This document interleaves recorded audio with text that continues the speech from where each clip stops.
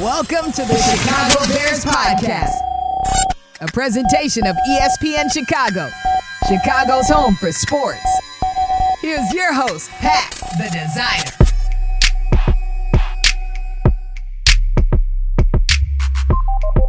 Bear down, Bears fans. Welcome into another Wednesday edition of the Chicago Bears Podcast. Pat, the designer, Jason McKie. Y'all already know how we do. Drop a bear down in the chat if you're a real Bears fan.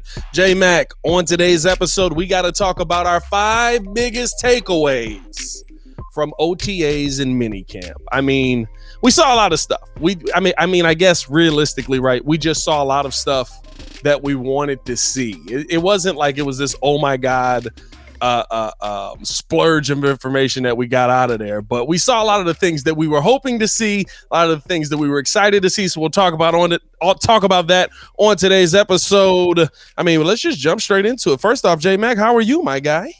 Doing good, man. High school football season is in full swing now. Summer camp practices kicked off last week. So it was a busy week last week, had a chance to get started. And then towards the end of the week, we had the opportunity to compete in a Nike and Bears 11-on tournament, which is a combination of 7-on-7 games and lineman challenges. So we were one of 18 teams that competed in it. A lot of great schools out there. We did fairly well. We placed second overall in the event. So that's pretty good. Yeah, it was good. The kids performed. They got to compete. It broke up the same routine of, just practicing against each other. You got to go against other schools and the kids got a check for coming in second place, so I'll go ahead and get them a gift. But, we got practice later on today, so we're right back to the field, right back grinding, getting ready for our season to kick off. When's opening week, man? When's opening? So the beginning of August, man. We opened up against Creek Monet, so they were a playoff team last year. A lot of good talent on that team, good coaching staff. We were a playoff team as well, so it's going to be interesting. They get to come up here. We got a lot of returning starters coming back, a lot of good senior leadership. So I'm excited to see, how that first game is going to pan out and how our season will pan out overall. Hey, man, I might have to come out for that one, man. I might have to come check y'all out, man, see what's going on out here, see what Coach Mack is like. It's just him, like, he's all nice and, like, logical on this one. It's just him, like, snapping on the sideline like Denzel Washington. And remember the Titans, he's off sides, off sides. You got to be able to flip that switch, man. You got to be able to talk the talk, and then when you're out there, man, the passion just comes out. But the cool thing is, like I said, like Olin Kreutz, future Hall of Famer, obviously played center for us here. Yeah. Bears. He's our offensive line coach, so the kids get a wealth of knowledge from him. He works with them outside of school as well.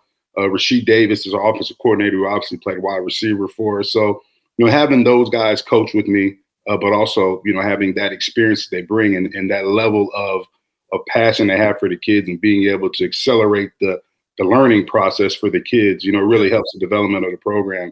So, we have fun. It's like being in the locker room all over again. We get on each other. We're cracking jokes. The kids have fun, but at the same time, we're building men through the game of football, man. So it's a good thing. Hey, man, I love it. Passing the game on to the next generation. You got to love seeing that from them former NFL players, man. I can't imagine Olin Kreutz as an O-line coach. Like, these mothers got to be terrified some days. And the thing is, this is my thing. Like, if you're the defensive player and it's like, all right, stand there, let me show you how to do this. It's like, hold on, dog, wait a minute. Like, the funny thing is, like, you would think he's pretty calm though. Like Olin, his mental makeup of the game is so high, what I mean? And especially, us working together, we all see the game from different views of the game. Olin sees it from that offensive line level. Yeah. So he brings things about in a running game and in terms of protection wise that, Coach Davis may not see or myself. So, us working together with the other coaches that we have, it just brings the best out of everybody. So it's a good thing, man. It's a good mix of guys. And, like I said, Olin, he's out there, he cracks jokes. He's a little bit different out there. He's good with the kids. The kids love him. They can't wait for him to, get to the school. Coach Kreutz is here. Coach Kreutz is here. Yeah. So he's a fun dude, man. And it's definitely an honor for our program to have him. Was it a shock to you when he rolled in and he was like smiling and nice to all the kids? And he was like, who's this guy? Yeah. Like, wait a minute. I'm like, man, like, dude, you would have cussed me out back in the day, bro. Like, you were just, you know what I mean? Like, he have his moments. He has his moments. But, like, the funny thing is myself, Olin and Rasheed, we get on each other more than anything. So it's pretty fun. That's awesome, man. That's awesome. Well, I mean, listen, let's jump into our takeaways. I mean, I thought there was some good takeaways from OTAs. We talking about Olin Kreutz. I mean, I think the biggest takeaway from OTAs and minicamp that I saw is the fact that we know who our starting 5 offensive line is. Yeah. Like that is the fact that is set, the fact that we're going into training camp and we've got 5 guys that whether they're going to be the best 5 guys in the NFL or not, no matter what that ends up being, it's a very stark contrast from what we saw last season heading into this, where it was, going into training camp, we're having a conversation on, we think we know kind of where people are going to be, but we're going to try this guy here. We're going to move this guy here. What do you think about the O-line being set coming out of minicamp out of minicamp? Heading into training camp, how much is that going to be a benefit to this team? Yeah, I think it's good, obviously, knowing, who's going to be, the guys, starting things out. And it just helps build up that chemistry and camaraderie that you need your offensive line to have. I mean, that cohesiveness is everything.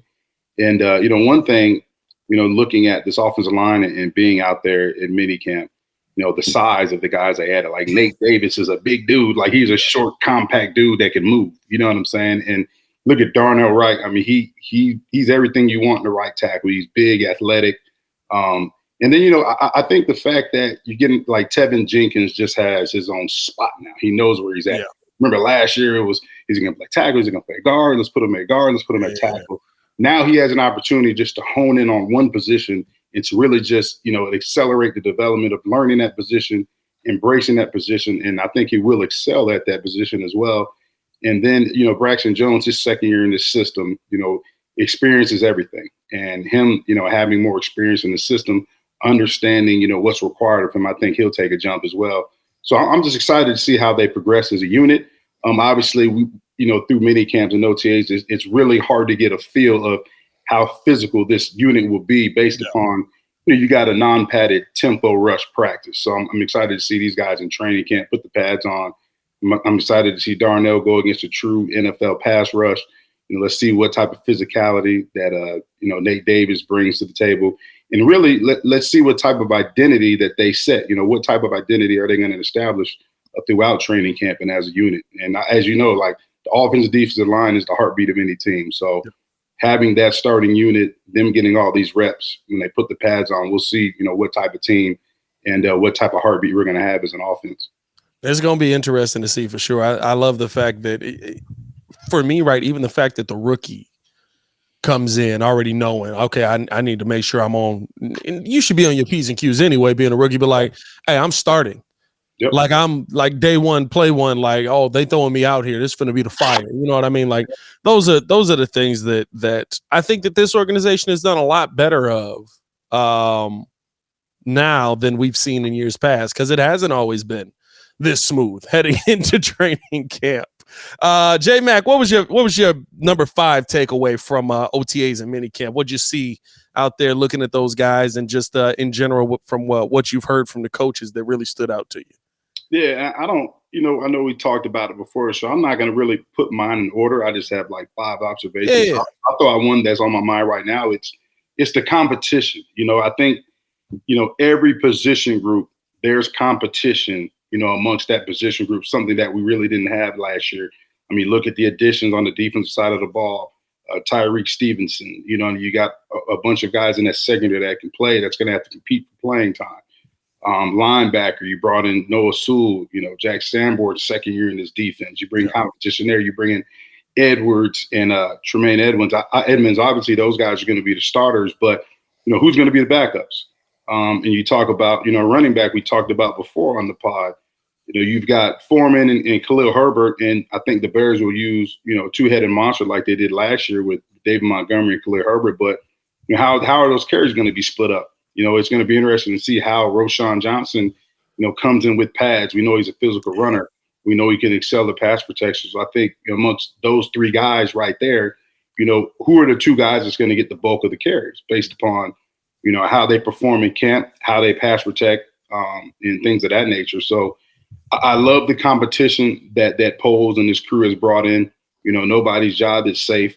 You got to go out there and compete every day just to make the roster, and that's what you want on an NFL roster. You want to have competition at every position group that you can have, and I think that's what they've done this offseason.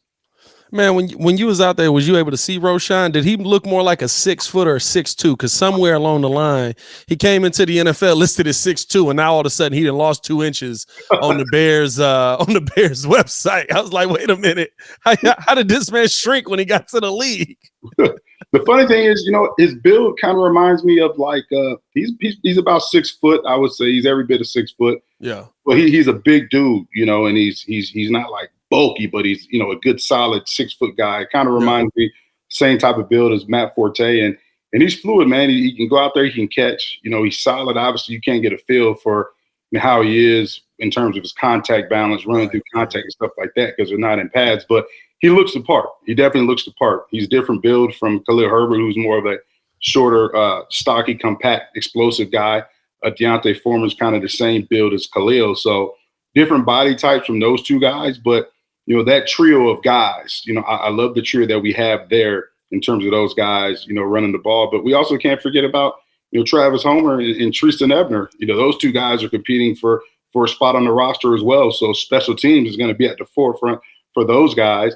And another thing that Roschon has over Khalil Herbert and Deontay Foreman is he played special teams down at Texas. He excelled at special teams down at Texas. So, you know, if he's not one of those two guys that's, you know, in a rotation in terms of getting carries, well, he's going to be required to play special teams. So, you know, I think what the Bears did in terms of the running back room, they made a huge upgrade because you go from just having, you know, mainly two guys in Herbert and Montgomery carrying the ball to having, you know, 3 guys that can get it done. But you also bring in guys like Homer and Johnson and Edmunds that can excel on the special teams side of things. So the competition is going to be great. It's going to be a battle every day out there at training camp for that position group.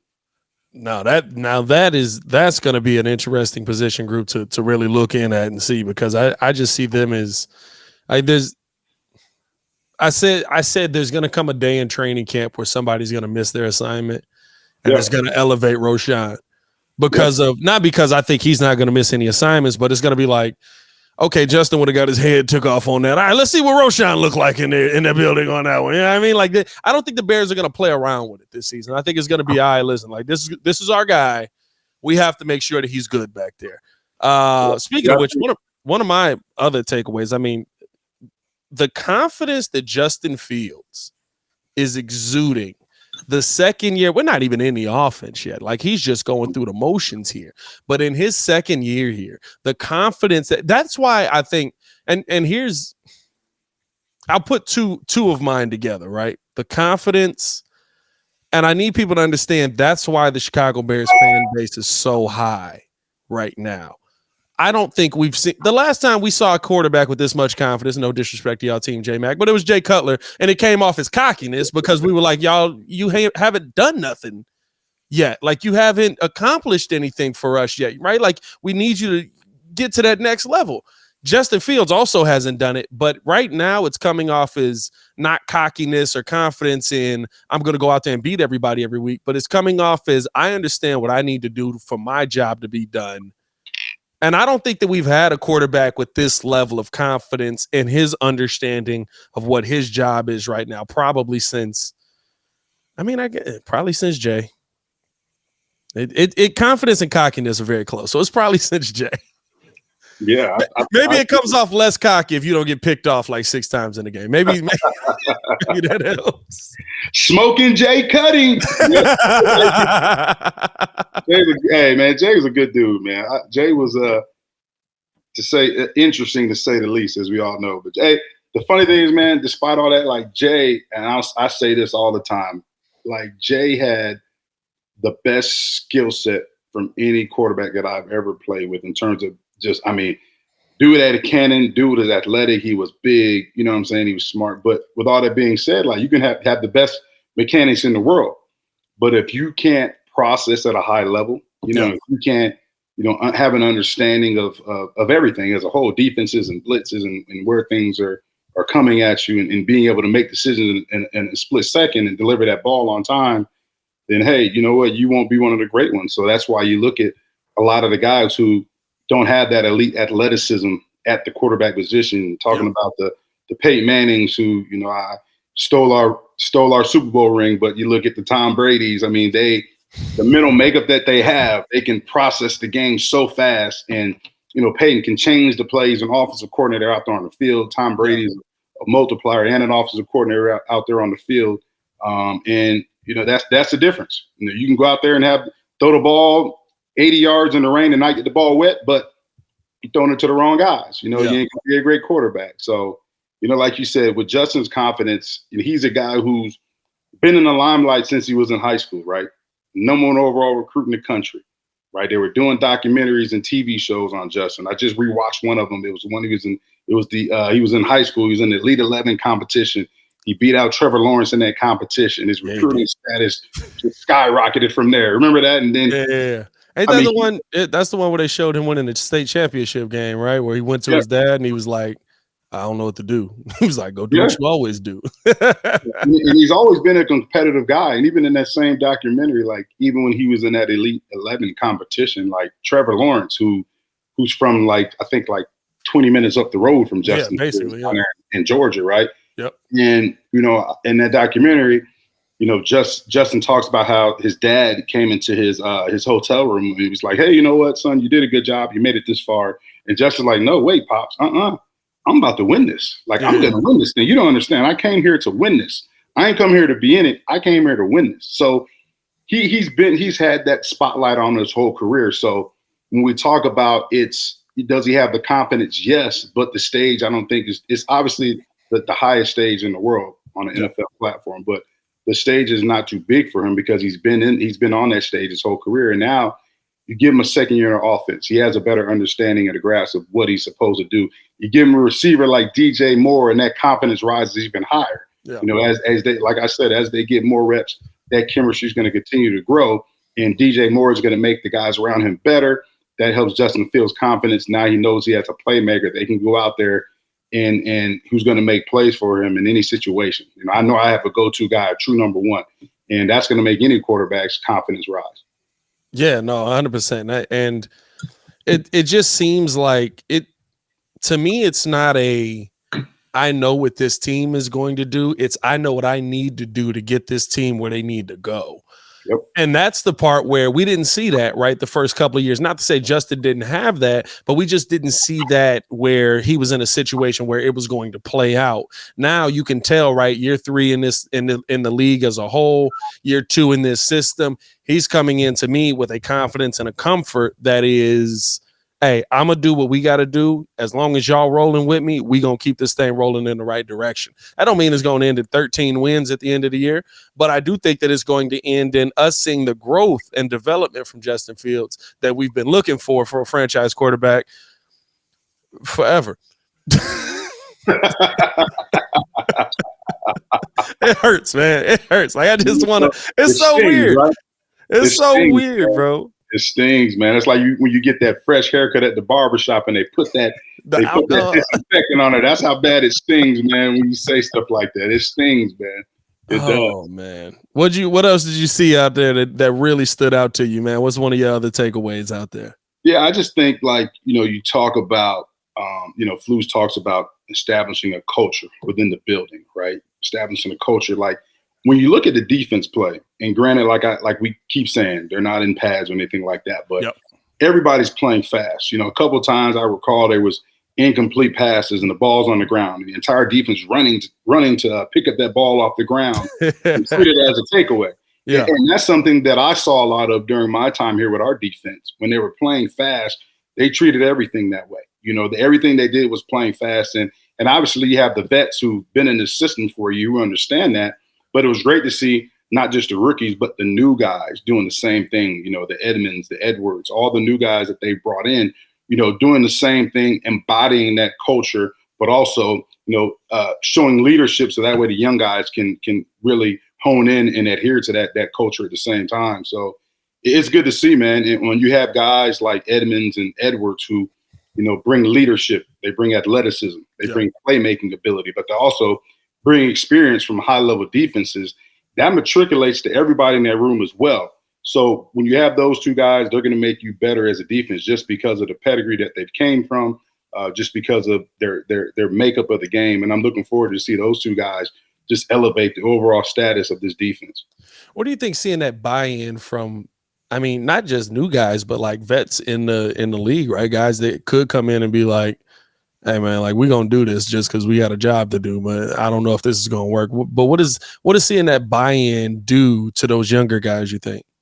Yeah, it helps them. It helps them develop faster. You know, as a rookie, you come in and it's a new city, new environment, new team, new teammates, and your head spinning. You know, new terminology, new playbook. You're still trying to understand the coach's names. You're trying to figure out where do I go in the building. But when you have a vet that can come in, right, and you know, one, you may have a vet that may take you under his wing, and show you the ropes. But you have another vet that's you can look at and you can follow him in terms of him leading by example. That's going to accelerate your learning curve. And when you can accelerate your learning curve, you know, you're able to go out there and to do the things that they envision you doing when they drafted you. So it's good to see that the Bears have brought in high character guys in this building.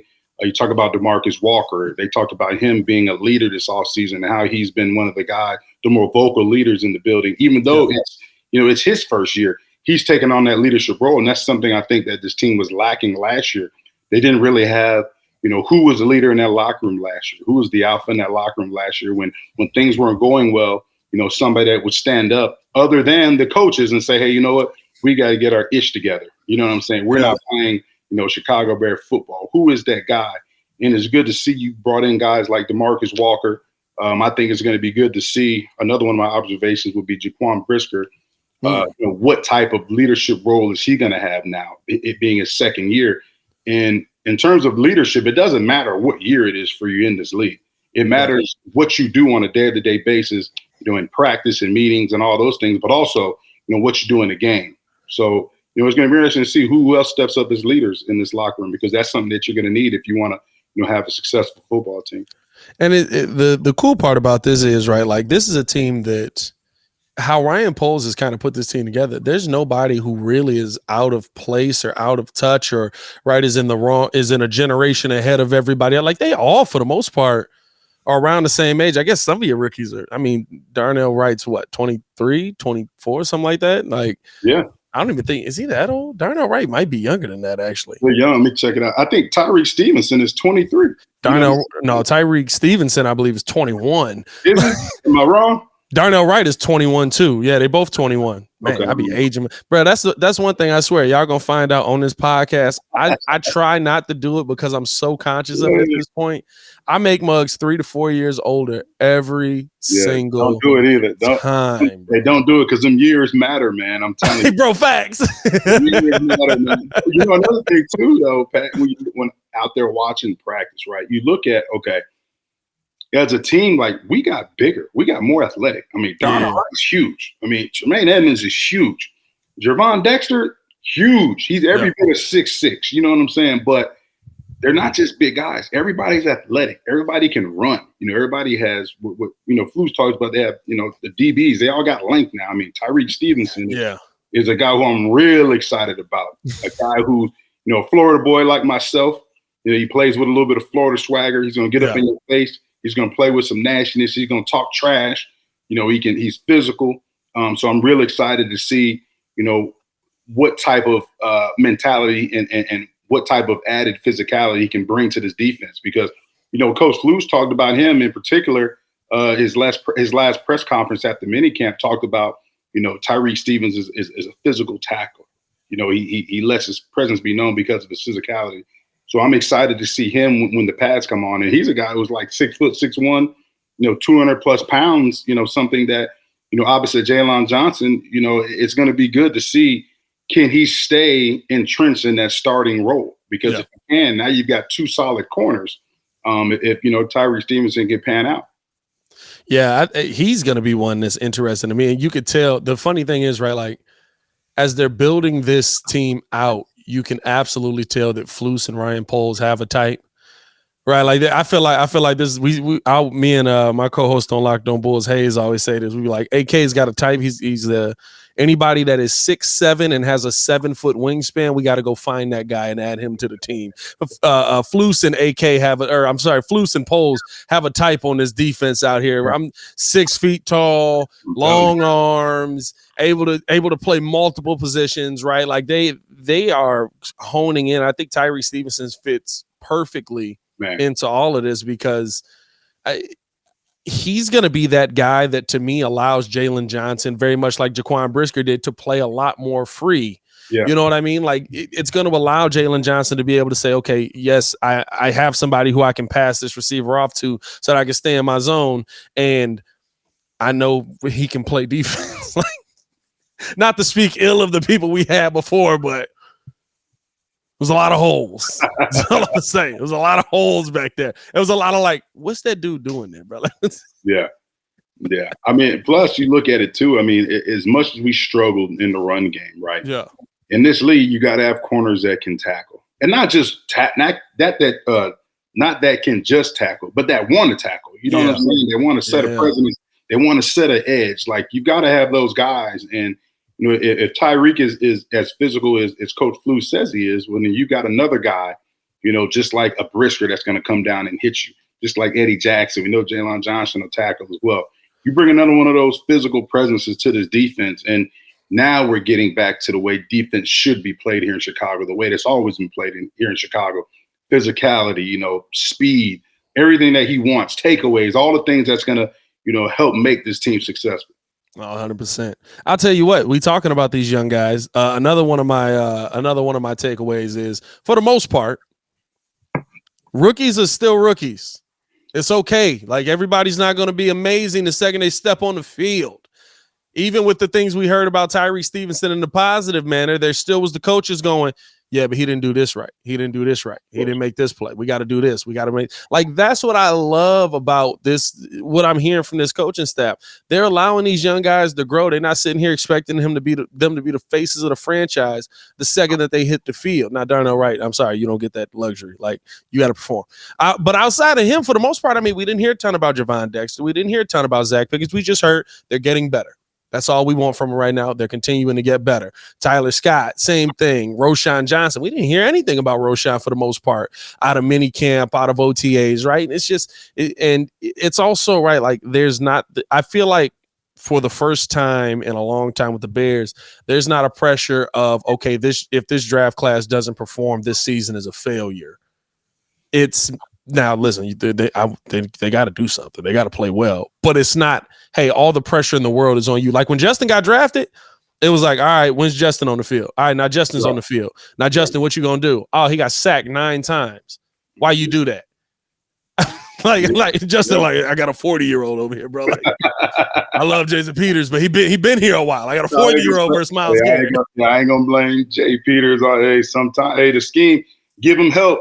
Put a tight end over there, chip, run a screen, do something, you know what I mean, to nullify this pass rush. But like you're saying, I got no problems with Jason Peters. I need to say that right now. There's no problems with Jason. He's too big for me to be having problems with Jason Peters. If you see you on the streets, man, it's gonna be. You are welcome on the podcast any day of your life. But you know what though? Like you said though, like those guys you mentioned, right? Pickens, Dexter, Johnson. Yeah. Like, we're not going to hear a lot about those guys because you're in shorts. Like, you can't get, like, a defensive tackle, right? Minicamp, OTAs. There's no way I can get an evaluation on, you know, how good he can be without pads. It's the underwear Olympics, man. Them guys are out there in sweatpants, shorts, jersey. Like, they're not pass rushing. It's all tempo. Yeah. You know what I mean? First thing, you know, we don't want to get anybody hurt. We don't want nobody on the ground. The worst thing you have is you sling somebody on the ground, he falls on somebody's leg, that person's out for the season, you lose one of your starting guys. Like, that's not what it's about. You know, what OTAs and minicamps is about is, you know, guys being introduced to the scheme. You know, guys being, you know, working individual drills, working on their craft, working on the fundamentals, so that way they can excel when the pads come on. You know, so those guys, we won't hear a lot about those guys or get a true evaluation about those guys until training camp starts and even beyond throughout preseason. And those guys will continue to develop through the season. So, you know, like we said, coaches, they want to see rookies make mistakes this early on because they got to have something to coach off of. You know, you're able to make a mistake and it's coach speak, but at the same time, coaches, it's okay to make a mistake, but you got to make it full speed. You can't coach effort. You know what I'm saying? You got to have effort, and you should have effort. You should be self-motivated at this level. So the mistakes are going to come. The corrections are to be made. That's what the coach is there for. But, like I said before, you cannot get a true evaluation without having pads on. So, I'm excited to see what they do in pads, especially those two young guys. And like we talked about the competition earlier, Pat, I mean, you've got Billings, you've got Jones there, but you got Pickens and Dexter right behind them guys. And those guys are drafted high to come in, and those guys are the future of this defense. But how soon or how much can they push those other veteran guys to get playing time or to be in the rotation? Yeah, no, 100%. And for me, I'm looking at those guys to see how they're adjusting their mindset from college to the NFL. Remember, Dexter was a two-gap system. Yeah. Right. The first thing that I'm looking for out of Javon Dexter is like, okay, how's he attacking in a penetrating style? Is he still hesitant? Or is he just, as soon as the ball is snapped, he's ready to go. He's ready to attack. Yurko was on here, and Yurko talked about how it's easier to go from a two-gap to a one-gap or to a penetrating style, because you're basically saying, hey, wait, you're going from wait and see to, no, just go kill that dude. Like this is the hole you need to be hitting, hit it, kill that guy. So I think that's going to, I think we found some diamonds in the rough, but I do like the fact that it's okay that we're not hearing about these guys. Like, I feel like everybody was expecting out of minicamp that we were just going to hear, right? Like, based on how Ryan Poles talked about Roschon Johnson, I thought we were going to hear out of minicamp that he was the best player we've ever seen in a Bears jersey from the running back position. Like, he was like, he's going to be a pillar of the team. I was like, the running back is going to be the pillar. Okay. All right. Shout out to you, man. Well, you can tell he likes him, though. He loves him. There you go. He loves this. I mean, even in his last press conference, right, he talked about, he mentioned, Roschon in that press conference again. He said, you know what? He's one of the guys that I know when the pads come on, is really going to make his move. Yeah. So, I mean, they're counting on him to be, that 1A or that 1B back. You know what I'm saying? And you got two really good backs ahead of you that have, had good production in this league. So that's why I'm so intrigued to see how this running back battle is gonna pan out in training camp. Yeah, no. What else you got for us, man? What was another takeaway you had that you looked at and you were like, hey, man, we might have something here? Yeah, I think Tyler Scott, his speed is without question. I mean, he can take the top off of defense. I think that's why they brought him here. So, I'm looking forward. He's not a real big guy, though. The funny thing is, seeing he's 5'11", 5'10", something like that. Yeah, he looks like a little kid out there, man. It's funny. Like, if you was out there and, if he didn't have that Bears helmet, you would think he was somebody there watching training. Like, he's not. And they said they brought him on, like, he even going to college, right? He was one of those guys that was like, what do you do? I'm an athlete. I play sports. But, like, he's not one of those, like, physical presences. Like, DJ Moore, like, he's not the tallest guy, but you can tell, he's put together. Like, he's a thicker receiver. St. Brown's a tall, lengthy receiver. Claypool's just a big receiver. You know what I'm saying? Like, and you got Tyler Scott, who looks like, somebody's little brother out there, but he's got NFL speed and can make plays, in the passing game. He can make them explosive plays that you're looking for. So I look at him, him competing with, Velus Jones and all them other guys in that wide receiver room. I think that's going to be an interesting battle as well. That's one of the things I took away. Obviously, we didn't get to see Claypool a lot, but Velus Jones. The one thing that I saw, even though Scott and Velus Jones are competing, to make this roster or to earn playing time, after practice, those two guys, when I was there, at OTAs, those two guys were on the field together. They were working on their routes together. They were doing some catching drills together where Velus was actually throwing the ball to Scott. You know what I'm saying? And it's good to see, hey, you know what? Even though we're competing in the same room, you know what I'm saying? I'm going to do my best to make sure that we're getting an extra work. We're going to build the bond because, hey, competition breeds success. We could be friends off the field, but when we get on this field, we're competing. But at the end of the day, we're still teammates. So we're going to try to make each other better. So it was encouraging to see that, not just those two guys, but the secondary as a whole. I mean, when I was there, the entire secondary stayed after practice, and they were catching balls off the jugs machine. And when you see that type of cohesiveness and chemistry as a unit, those guys, they really genuinely care about each other. They're building that chemistry, something that, Coach Flus has talked about over and over again in every press conference, that, chemistry is everything.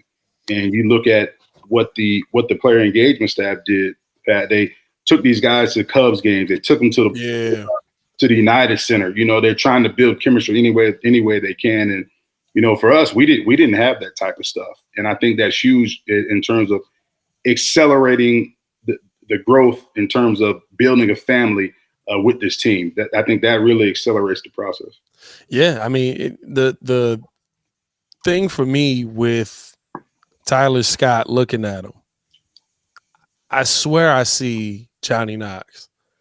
I see a guy that was just pure speed, good hand. Now Tyler Scott, right? Like, I think from what I saw from him in college, like, he was pretty sure-handed, but good hands, just knows how to make a play, gonna find a way to make an impact on the field however he can. Like, I really look at him like, this dude reminds me a ton of Johnny Knox. And I think it's funny because doesn't he also wear 13? I think he's also number 13 on the field. So maybe passing on the legacy there. But I mean, I'm assuming the Bears have high hopes for him as well. I mean, he was a 4th round pick. Personally, I do think that it is a autocorrect from the Velus Jones pick a year ago that seemed like, maybe at this point it didn't work out, and he's 6 years younger than Velus Jones is right now. But hopefully, right, like, it's good to hear even that, right? Like, Tyler Scott's coming in like, hey, listen, we're going to work together. We're going to get this thing done. The bonds that these guys are building. I mean, I'm not saying that there's going to be a championship season. Relax, everybody. But these are the type of things that you hear about championship level teams doing. Y'all still, right? You guys went to the Super Bowl. You guys are all still really good friends for the most part to this day. You built real bonds that lasted beyond that season.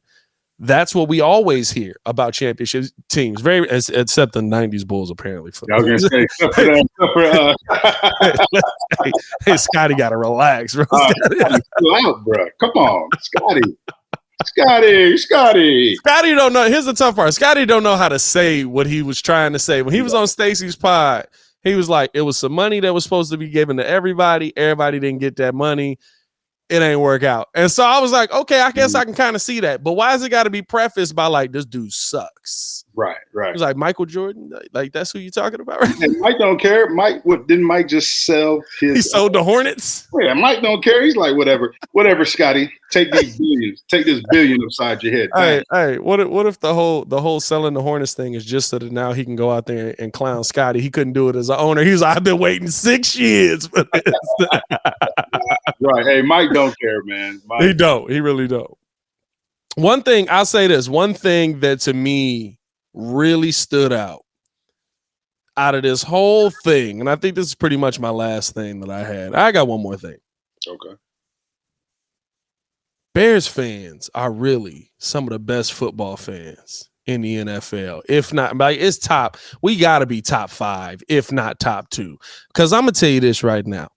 And I say this, I argue with a lot of y'all in the comments. I argue with a lot of people on the streets. We have differing opinions. That is cool. But we really care about this thing. Like, when I tell you, I'm sitting here talking to a regular dude on the street, walking to the train, and he's sitting here breaking down route combinations that he saw at minicamp just because somehow he got up in there. I'm like, bro, like, what? Like, what's going on? Like, we really care about this team. We learn football. I will say this, like the shot that Justin Jones took at Packers fans. I'm gonna say that I've never had an intelligent debate with a Packers fan back and forth. I'm not gonna lie to you. I've never sat there and been like, well, this is why y'all won it. It just always goes to like, but Aaron Rodgers. Yeah, I mean, come on now. Like, Aaron Rodgers at the end of the day. Like, what am I going to say? Like you can tell me why he won the game. I don't know, man. I always get that takeaway when stuff like this is there because, like, all the stuff that, like, for the most part, the bigger sides of media aren't going to pay attention to, Bears fans are in on the minutia of it. Like, we just like, hey, man, like, you saw how he broke on that route right there? That's elite level stuff. I ain't seen that since Deion Sanders. Like, all right, dog. Yeah, it's man, it's awesome. Like I'm telling you, as a player here in Chicago, man, and to wear the same uniform as some of the greats who came before you, obviously the Walter Paytons, and I'll just talk about running backs, the Walter Paytons and the Neil Andersons and all the great guys who play in this uniform and the great traditions that they've laid out, for the guys wearing the helmet now. It was just an honor, man, and to play in front of, like you said, the Bears fans at Soldier Field. I mean, the stadium's rocking. You know what I mean? Especially when you're winning, there's no better city to be a part of like the city of Chicago, man. And for me, I love the fans, man. The fans are still great to this day. They're going to tell you what they feel. They're going to break it down how they want to break it down, which is great because, hey, I always say Bears fans are going to be on you whether you're winning or you're losing. They're going to be on you. They're going to praise you when you're winning. If you're not performing you're not performing the way you should be, they're going to be on you. And they got that right because the thing about Bears fans, right, there's not a lot of fair weather Bears fans, right? They don't just jump on the bandwagon when the team is good. There's generations of Bears fans. Like these season ticket holders, tickets have been passed down for generations, man. And it's good to see that when you have true fans that have really, that embody the organization, which, their great grandmother and grandfather have been a part of, being Bears fans and been a part of the organization in terms of being season ticket holders their entire life. The Bears blood runs through that entire family. So, as a player, you know that, and, you want to go out there and obviously you want to play good for yourself because you want to, maintain a job and you're trying to earn a living for your family. But also you're representing this organization and, you're going out there and you're feeding off the energy from all the Bears fans that's out there in the stadium. So for me, it's a great opportunity, man. And I know anybody that's wearing that helmet, they know, what the Bears fans bring to the table in terms of, helping this team succeed and being able to support this organization. Yeah, man. I'm not gonna lie, man. I Googled best fullbacks of all time because you went to the running back list. They be disrespecting y'all on Google, bro. It's you. First off, you're on there. Chicago Bears best fullbacks of all time. You are on there. Brad Muster and William Perry. Come on now, bro. He said William Perry. Come on, bro. The Fridge got that carry in the Super Bowl, right? I mean, I get it. He was unstoppable, but come on, dog. Man. That's awesome, man. Jason Davis also making a list on there, so that's cool to see. I didn't know there was a list. I never knew there was a list. I had to go look it up. I'm not gonna lie to you. I had to find it on. I went on Google. So y'all pop up as the top ones. It's pretty cool. That's messed up though. William Perry. We couldn't do better than that, y'all. Come on, y'all. Finishing this one out, man. The number one thing I think that everybody took away. Justin Fields and DJ Moore's connection seems to be legit. Seems to be real. And just seeing, I don't know if you've seen like the little like in between stuff that they do where they're like walking off of the field and they do like a TikTok you dig or whatever it is. But I mean, man, they actually just seem like how DJ Moore was like, yeah, it's not like we best friends or nothing. We building this connection. Nah, they seem like best friends. First off, it don't take men that long to become best friends. Right. Like realistically, I can see you 3 times in a hallway. By the third time, I'm shaking your hand. Like, hey, man, you caught the game last night, bro? That's crazy, right? Like, but yeah. I thought that their connection really stood out of everything. To me, that's my number one takeaway. Just how quickly this has built up. And Justin said it's.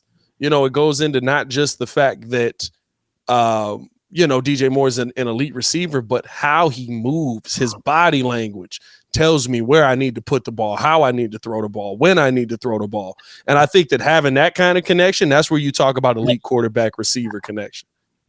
Definitely. And that's huge. Like I said, with each rep that they get, that chemistry and that bond is going to continue to grow. So, my thing is I hope that with all these guys, and not just those 2 guys, Moore and Fields in particular, but all these guys, while they're away right now from Hallis Hall, I hope that Justin's getting his receivers together and they're out in, South Florida or somewhere warm and they're working on, the same things that they've done in minicamp, continuing to go through different route combinations and doing routes on there so that way they, Justin can keep building that chemistry with DJ Moore. And I hope they're continuing to do that because that's going to help. When they come back for training camp, they're going to hit the ground running literally and pick up where they left off. But, like I said, I think, we talked about before the show, Pat, and the makeup of DJ Moore, him being such a dynamic playmaker and having the ability to do a lot of different things. And I know Getz is excited to have him and will do what he can to make sure he gets the ball, early and often in this offense. I think he can, with some of the receivers that have had like the best years here in Chicago, and we talked about it. Who was it? It was Brandon Marshall, B. Marshall, Jeffrey, Marcus Robinson. I think that DJ Moore has an opportunity to be right up there with those guys. And I'm not going to say he's going to have the best season in Bears history because Brandon Marshall put up a season, boy. Alshon Jeffrey put up some seasons. Marcus Robinson, my guy, my dog, put up some seasons in this in a Bears uniform. But you said Marty Booker too, right? Marty Booker got some dog seasons. Marty Book put up some seasons. Love Marty Booker. I ain't gonna lie. Great guy too, man. But put up some seasons in this Bears uniform as well. But if DJ Moore can have one of those type of seasons, you know what I'm saying, in a Bears uniform, like it'll mean the world to this offense. It's something that this offense has been lacking for a while. So I'm excited to see what those two can go out there and do. But at the same time, we keep talking about DJ Moore. We need another guy. We need another guy, man. Claypool. We need you. We need you. Like it's time. We got to step up. You've got to be the other guy. Darnell Mooney, I had the opportunity to run into him while I was at Hallis, and he was working out in the weight room. I said, Darnell, you going to be ready? Oh, yeah, I'm going to be ready. And just with him saying that, the excitement that he had about the opportunity to come back and to be able to come back from injury and to actually be able to go back out there on the field. It sucks being hurt, man. It sucks being hurt, man. You don't even feel like you're part of the team. So, with him coming back, you add another weapon into that mix, a wide receiver, another target for Justin Fields to throw to, another guy who's had some good production in this league. So, they've got there's no excuses this year, Pat. No excuses, man. It's just about getting it done. It's a production-based business, and all the speculation. We can say this, we can say that. Now they got to go out there and prove it. B. Marsh 2012. Jesus. I already know. 1,500 yards. I'm trying to see 11 receiving touchdowns. Yep.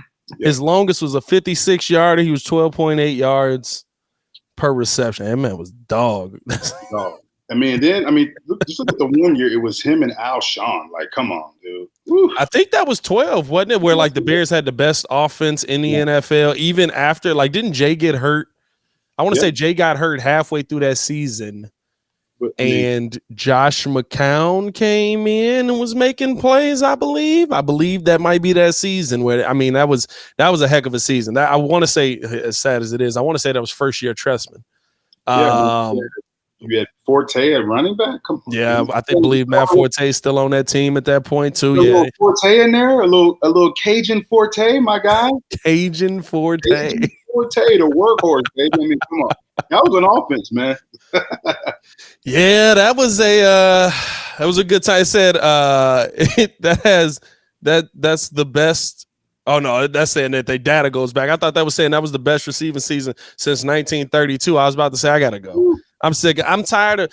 All I hope for them this season is this: we just stop being able to talk about all these quarterbacks from like the 50s and 60s.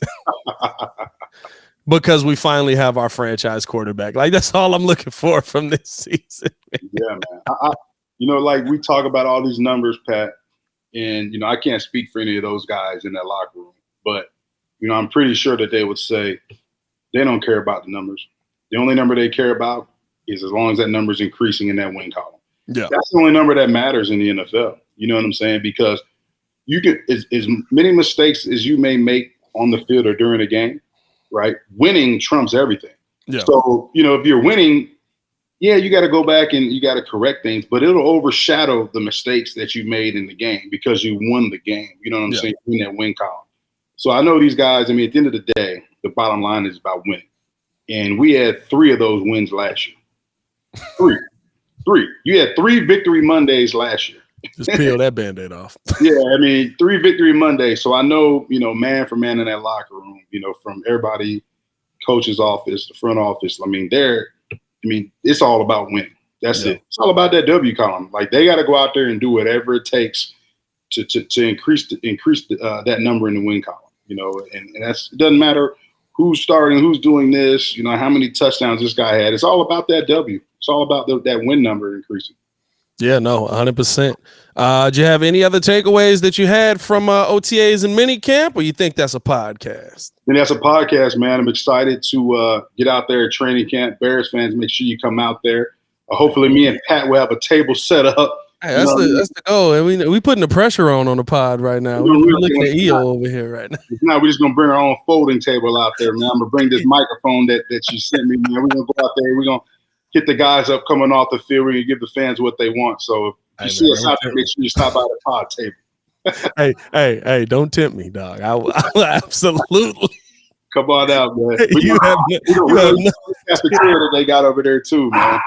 You know what it is? It'll be that what's that meme where it's just like, I'm here to argue, and that's all it say on the front, and it's just some dude with a cup of coffee. That's gonna be me and J-Mac on the side, just like, stop through.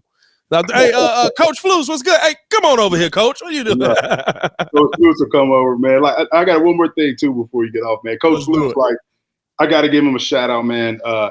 Took my youngest son to minicamp, and at the end of practice, walked up to Coach Flus, introduced my son to him, and Coach Flus sat there and coached him up for like 10 minutes on breaking up passes and things like that. So he's a football guy, man, and I'm excited to see where he goes, and with him spending that much time with my son just shows like this guy is true character, man. It was just awesome experience for my son. My son still talks about it to this day. Hey, man, it really seems like Flus really cares, and I think that's also right. Like in a season where he won less than Matt Nagy ever did, he seemed like he cared more than Matt Nagy did in 8-win seasons. Yeah.